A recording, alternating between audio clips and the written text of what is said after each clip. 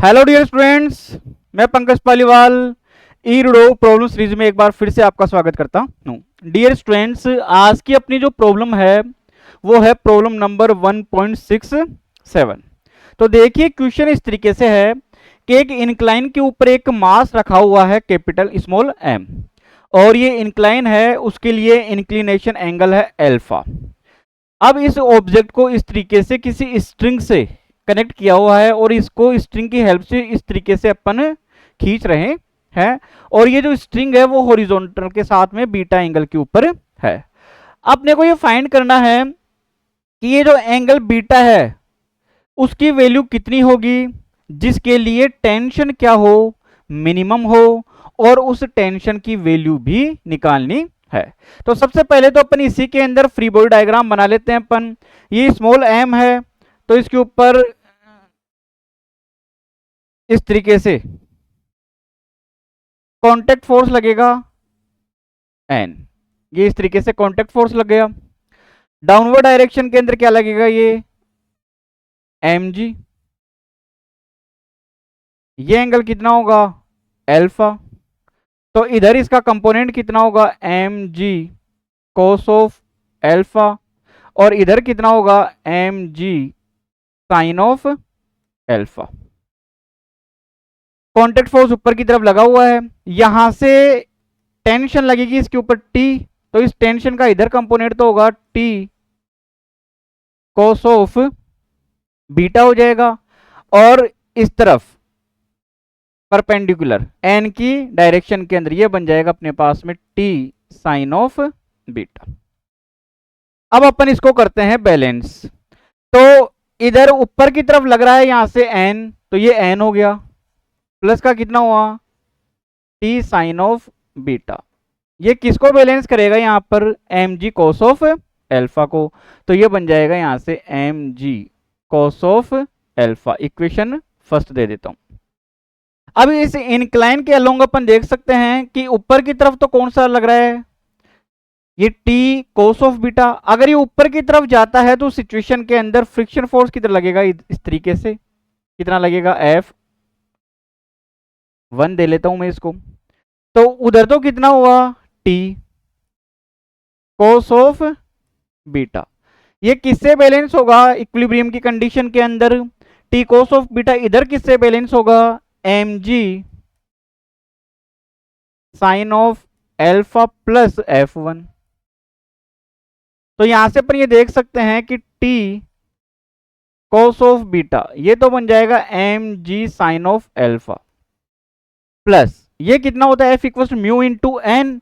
Mu की जगह अपने को कितना दिया हुआ, ये के, तो ये तो बन जाएगा के, और एन किसके इक्वल होगा, यहां से अपन एन निकाल सकते हैं, तो इसको एक बार मैं एन लिख लेता हूं। तो ये बन जाएगा अपने पास में T cos of beta equal to M G sine of alpha plus K. N की वैल्यू मैं यहां से निकाल सकता हूं, कितनी होगी, M G cos of alpha minus K T sine of beta. तो यहां से अपने पास में ये तो बन जाएगा टी कोस ऑफ बीटा, ये बन जाएगा यहां से M G sine of alpha, plus ये बन जाएगा K M G cos of alpha, और ये यहां से अपने पास में बन जाएगा माइनस का के टी साइन ऑफ बीटा। अब मैं इसको इधर ले आता हूं, तो टी तो आ जाएगा अपने पास में कॉमन, अंदर बच जाएगा अपने पास में कोस of beta plus k sine of beta, और इधर से अपने पास में ये हो जाएगा एम जी तो बाहर आ गया, और अंदर बच जाएगा sign of alpha plus k cos of alpha. तब अपन यहां से देख सकते हैं कि टी की वैल्यू अपने पास में निकल के आ रही है M G sine of alpha plus k cos of alpha, cos of alpha upon नीचे कितना हो जाएगा, cos of beta plus k sine of beta. अब टेंशन क्या होनी चाहिए, मिनिमम होनी चाहिए, तो मिनिमम टेंशन के लिए नीचे वाली वैल्यू क्या होनी चाहिए, मैक्सिमम होनी चाहिए। तो ये मैक्सिमम के लिए मैं इसको एक अलग फंक्शन दे लेता हूं कि ये फंक्शन बन गया एफ। एक फंक्शन दे दिया मैंने इसको एफ, और ये कितना है कोस of beta plus k sine of beta. अब ये मैक्सिमम कैसे होगी, तो मैं इसका डिफरेंशिएशन करके जीरो कर देता हूं ताकि अपने पास बीटा निकल के आ जाए। तो मैं इसको क्या करूंगा, D F upon D beta कर देता हूं। तो यहां से ये भी क्या बन जाएगा, डी अपॉन डी बीटा। तो कोस का तो क्या हो जाएगा यहां से साइन ऑफ बीटा, और इस minus K sine of beta cos of beta का, और ये बन जाएगा plus k cos of beta. इसको किसके इक्वल कर देता हूं मैं, जीरो के।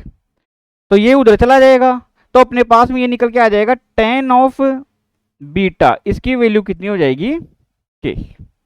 तो टेन ऑफ बीटा कितना हो गया अपने पास में, के हो गया। तो मैं यहां से ये लिख सकता हूं कि परपेंडिकुलर तो कितना हो गया अपने पास में के, टेन थीटा क्या होता है परपेंडिकुलर बाय बेस, तो परपेंडिकुलर के हो गया, बेस कितना हो गया अपने पास में वन, तो हाइपोटेनियस एच कितना हो जाएगा अपने पास वन प्लस के स्क्वायर। तो यहां से अपन देख सकते हैं कि टी कितना होगा। अब इसका मीन्स अपने पास में बीटा तो कितना निकल के आ गया, बीटा का आंसर तो अपने पास में निकल के आ गया, बीटा इक्वल टू कितना टेन इनवर्स के। अब अपने को क्या चाहिए यहां से, टी की वैल्यू मिनिमम। तो टी मिनिमम कितना होगा अपने पास में, ऊपर कितना है एम जी, और कितना है sign of alpha plus k cos of alpha. तो इसको तो क्या लिख लेता हूं मैं, sign of alpha plus k cos of alpha. अब नीचे आ जाते हैं अपन, इसकी वैल्यू कितनी है यहाँ से कोस ऑफ बीटा यानी कोस थीटा क्या होता है बेस अपॉन हाइपोटेनियस। तो बेस तो कितना हुआ वन, और हाइपोटेनियस कितना हो गया था अपने पास में root of one plus k square, plus ये कितना होगा के साइन ऑफ बीटा कितना होगा परपेंडिकुलर अपॉन हाइपोटेनियस, तो परपेंडिकुलर कितना के, तो ये के स्क्वायर बन जाएगा, और ये नीचे कितना हो जाएगा वन प्लस के स्क्वायर। तो यहां से अपने पास में टी मिनिमम ये निकल के आ जाएगा M G sine of alpha plus k cos of alpha upon root of one plus k square. It will be the answer to the question.